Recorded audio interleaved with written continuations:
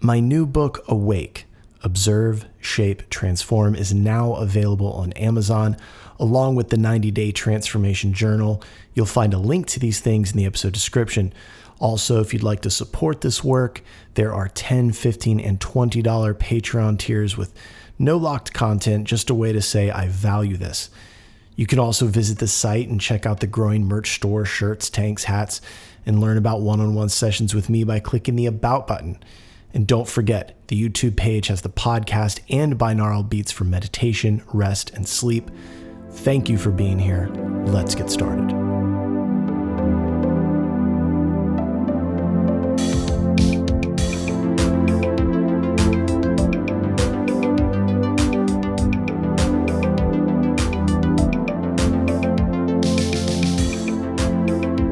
Welcome to the Infinite Spark of Being podcast. My name is Keith Welsh, and today I want to talk to you about a man named Aldous Huxley. My intention with this episode is to hopefully turn you on to a very rare thinker in the realm of science and mysticism. Now, Huxley is most known for a book titled Brave New World, which, let's be honest, if you've read it, it aged like a prophecy, but there's so much more to him than that. His name pops up in the same breath as Ram Dass, Alan Watts, Timothy Leary, and it does so for a reason. He's not just a novelist or a philosopher. Huxley is one of those rare thinkers who tried to bring science, mysticism, and human psychology into a single, unified vision of the universe. This episode is about more than a biography. I'm not just trying to give you the Wikipedia rundown. I want to explore the why behind Huxley. Why he matters, why his ideas about consciousness and psychedelics are still so important, and how his vision might actually help you today. And not in some ridiculous abstract intellectual way, but in a real, I'm trying to make sense of the mind in this world kind of way. So today we'll talk about his early life, his interests in perception, altered states, how the doors of perception wasn't just a book that he wrote about mescaline. It was about peeling back the veil of reality. And yes, we're going to get into some conspiracies and suspicions that swirl around him too. Because when you're talking about psychedelics and power structures, there's always going to be some shady stuff to unpack. So let's get started. Aldous Huxley and the hidden power of psychedelics, perception, reality, and human potential.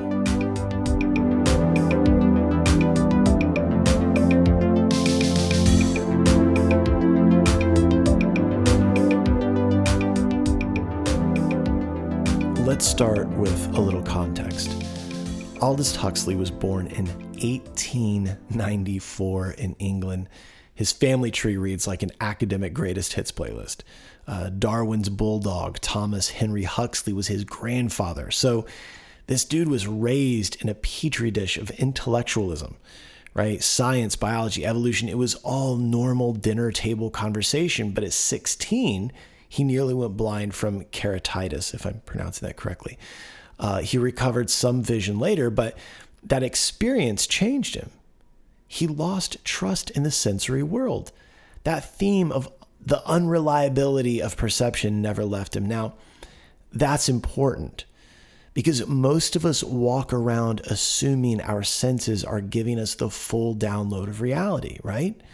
Like, we think if we can see it, if we can touch it, if we can hear it, it must be real, objectively real. But Huxley knew better. And this would set the stage for the later work that he did with psychedelics, religion, and as well the mind. So in 1954, Huxley published a book called The Doors of Perception. And yes, this is where Jim Morrison got the name for The Doors, if you've ever seen the movie. But he details his experience having taken mescaline under the supervision of a psychiatrist named Humphrey Osmond. And this wasn't recreational, obviously. It was sacramental. And the reason I want to pause here is because this is one of those books where I wish I could hand it out to every single person who's ever had a deeply moving meditative experience or a deeply mystical experience and say, look, see, you're not crazy. Because when I was having my moment, which was weeks, I wished I had read this book. I knew of it, I'd heard of it, but I didn't read it, right? And I wished I had. But if I had, I probably wouldn't have gotten close to my teacher Prem, who was a very important person in my life. In fact, she married Christy and I.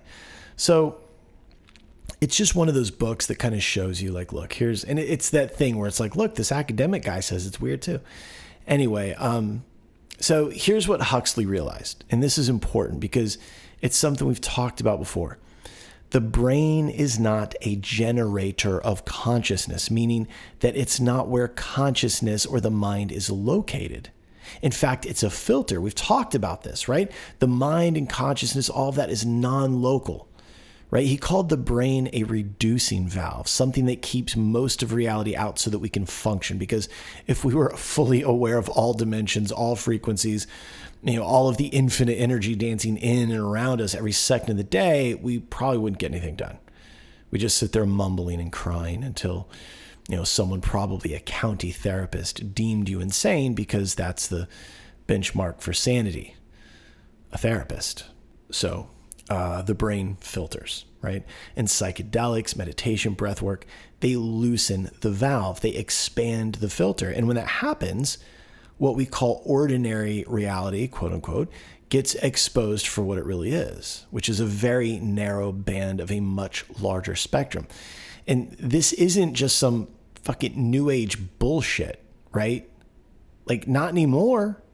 Huxley saw it, mystics saw it, and we can prove it now. In fact, if you want an interesting look at that without a massive commitment to a lot of reading, you could check out a podcast called Diary of a CEO, where the gentleman that's the host, I don't really know his name, but he interviewed this woman named Dr. Tara Swart.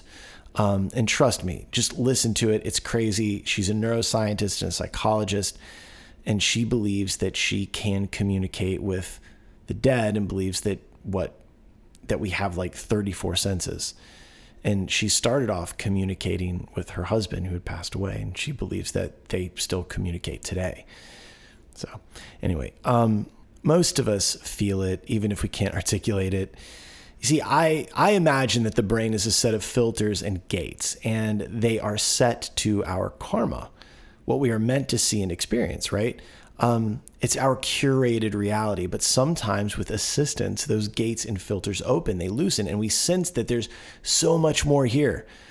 Sometimes it's visual, but a lot of times it's this massive download of knowing with a capital K. It's more than just a hunch. And many of you know what I'm talking about. And that to me, the download is the best way to say it, because I don't think I've seen things. No, I don't know. When it happens, when I referenced my kind of moment, there was visual stuff involved. And I think the knowing, the download, accompanied it. Yeah. I don't know. We all go through something that if we do the work, we all go through something. I think that we all receive things a little differently based on our constitution or our karma or whatever. So what happens when the filter loosens?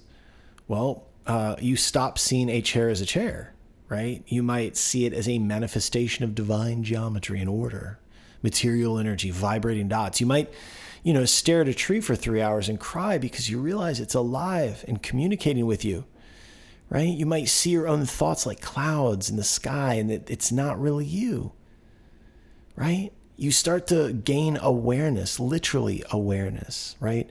And suddenly you're free of every narrative you've ever clung to. And this is what Huxley called mind at large.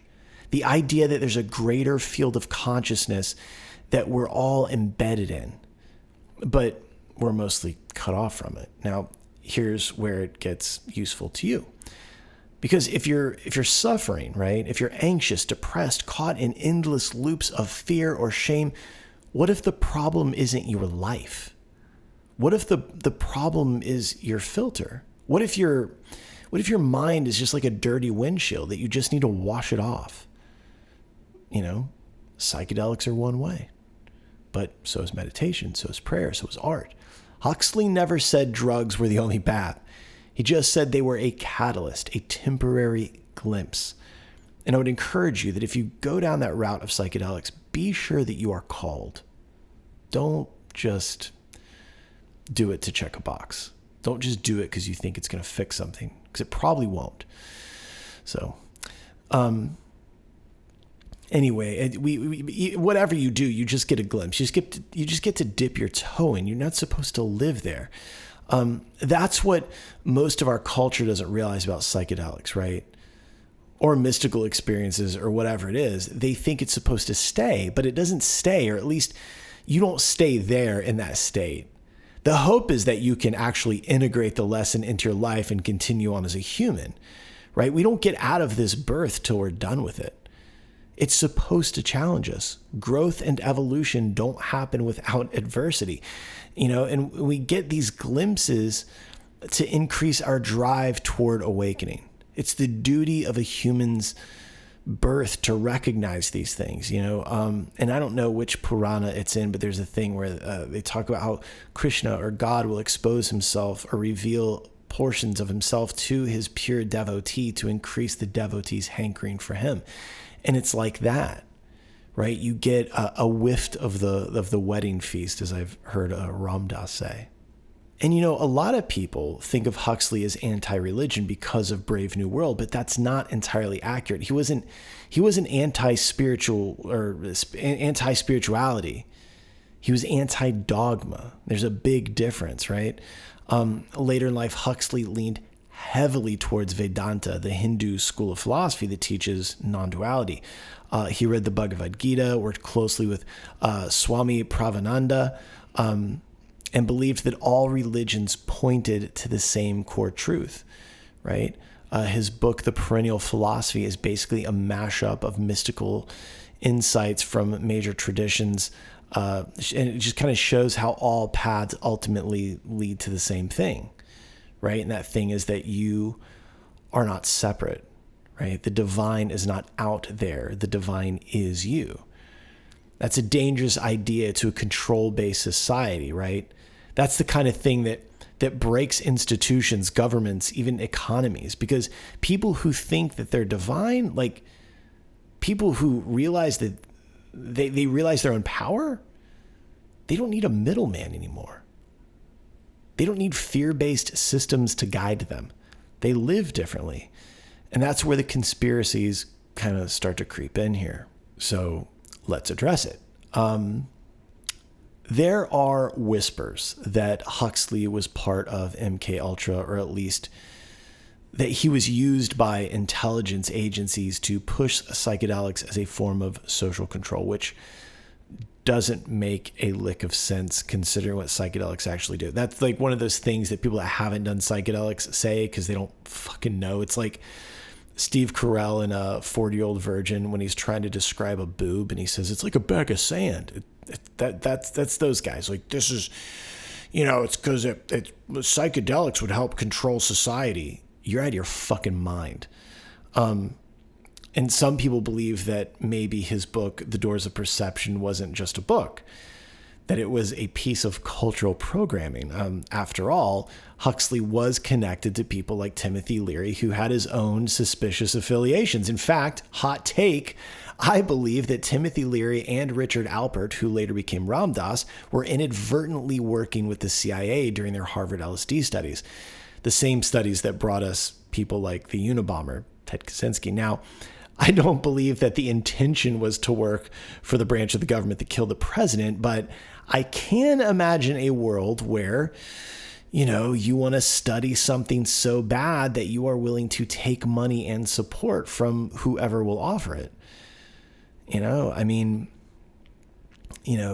came from an era where they didn't know that the Ivy League schools were bought and paid for by some unscrupulous folks. You want to be you want to be a famous actor so bad, or a famous musician so bad, or even hold political office so bad that you are willing to take money and support from whoever will offer it, because you've convinced yourself that the message will overpower the evil that you're in bed with, and that your quote unquote good will probably rise above, rise to the top. But all that happens is that you find out that maybe you weren't as altruistic as you thought you were. And in turn, you just become swallowed up fully by the machine because you were probably really just sporting some clinically significant levels of antisocial personality disorder to begin with, which a symptom of would be that you think you're so special and smart that you'll come out on top and that everyone around you is too dumb to catch on.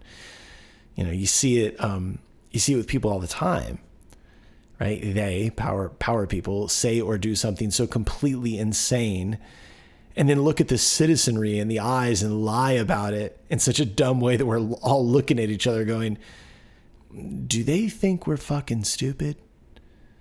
It's crazy. You know, it's funny. You see how Jung split off from Freud, right? And Richard Alpert split off from Timothy Leary to become Ram Dass. You know, in these teams, there's always the intention of doing good, but then one of them becomes a bit too left-brained, if you will, which encourages the other one to break off. Jung did it. Ram Dass, aka Richard Alpert, did it. So all of this is to say, a lot of people get manipulated by these deep state actors like the CIA and just don't know it, right? They get compromised, but they're so into what they're doing that they can't see it. You know? So here's the thing. I don't think Huxley was trying to manipulate anybody, but I do think his work got co-opted, right? I mean, the 60s counterculture exploded after the Doors of Perception, and suddenly everyone was turning on, tuning in, and dropping out. And that's great for consciousness expanding, but it's also very convenient for a society looking to neutralize protest and resistance. Right? If you can't get young people to focus on, if you could actually get them to focus on enlightenment, right, instead of the injustice, then you've probably effectively sedated them. So, I mean, it's complicated. Did Huxley intend for psychedelics to be used this way? Were they used this way? No. But they did become a tool for both liberation and distraction, right? That later became the ammo that Nixon used to pass the laws against the use of psychedelics. This kind of takes me into a rabbit hole. Did they make people dumb or act dumb? Yeah, some people, right? The people that the power structure wanted to act stupid performed like fucking clowns. I don't think psychedelics make you stupid. I think they make you intelligent. But if you're already stupid and you're not willing to do the work, then you kind of just become a fucking clown, right?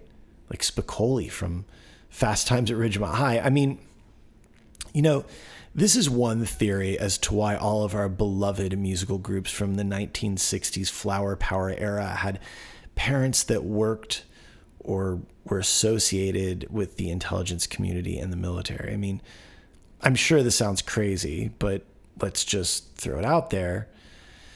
Maybe the idea was to promote these clowns so that the hippies at large start to mimic their behavior and then compromise their entire anti-war movement. I mean, we know it didn't work, right? Because the hippie movement was so unbelievably fucking successful, and Vietnam ended right after Woodstock. And everyone got to see how successful and effective the whole thing was, right? I mean, that's how it happened, right? I mean, Woodstock 99, that was the crazy people. No one got assaulted or starved at the original Woodstock. That went perfectly, right? I mean, I don't know. I could just be a fellow that meditated too long and took too many mushrooms, but it does seem odd that people like Frank Zappa, John Phillips of the Mamas and the Papas, David Crosby of Crosby, Stills, Nash and Young and the Byrds, and Jim Morrison, to name a few, had family in the military and the intelligence world, and that the Laurel Canyon, home to the entire Laurel Canyon music scene, was next to the Air Force's 1,352nd Photographic Group, which was the Air Force's motion picture squadron. I mean, I guess military high achievers would just naturally be more likely to have children that were high achievers musically that would then change the entire face of youth culture, as well as the history of music in the 1960s. I'm sure I'm just being weird, but Anyway, this is why we have to approach all of this with discernment, right? Consciousness is sacred, but it can also be sold and weaponized and turned into a trend. You've seen it on Instagram. You've seen it with the overpriced ayahuasca retreats. Just because something looks spiritual doesn't mean that it fucking is. And just because something or someone doesn't look spiritual or fit your model of what that looks like doesn't mean that they or it is not, right? Anyway, I digress.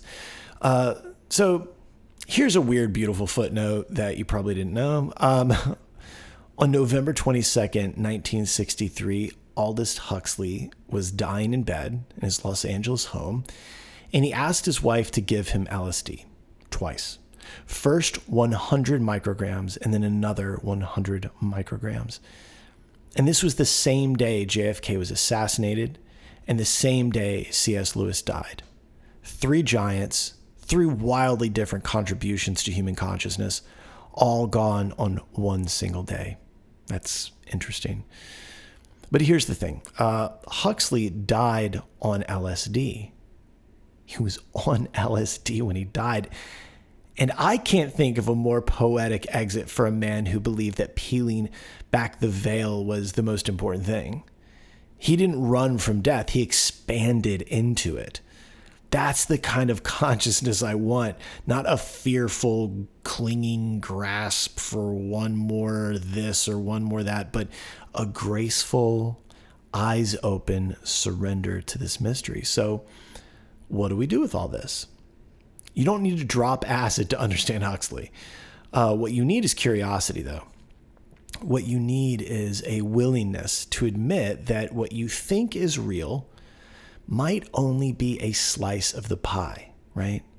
If you're anxious, ask yourself, what's feeding that anxiety? Is it assumption? Is it a belief that you have not questioned yet? If you're disconnected, ask yourself, what are you filtering out? What truth are you too distracted to see? And if you're stuck in old patterns, ask yourself, what stories are keeping me in this loop? Huxley wanted us to see, to really see, and not just with eyes. He wanted us to see with our soul, with our intuition. And once you do that, once you get even a brief glimpse of what he called the mind at large, nothing's ever the same. Aldous Huxley wasn't a guru. He wasn't a prophet, but he was a door opener. And I think that's what most of us are really looking for. Not someone to tell us what to think, but someone to open the door and say, look, there's more. So if you're listening to this, you're probably someone who has peeked behind the curtain. You've probably felt that strange tingle that there's something beyond this game we're all playing. And you're right.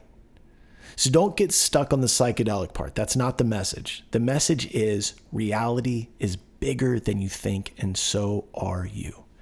I love you. Stay awake. Thank you. If the infinite spark of being has brought you any value, consider supporting the work. And you can do that by checking out Awake and the 90-Day Transformation Journal, both now available on Amazon. The links are in the description.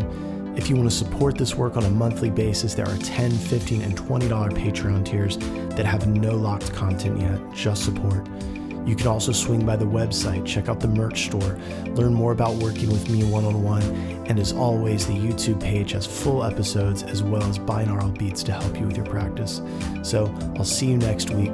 Thank you, and I love you.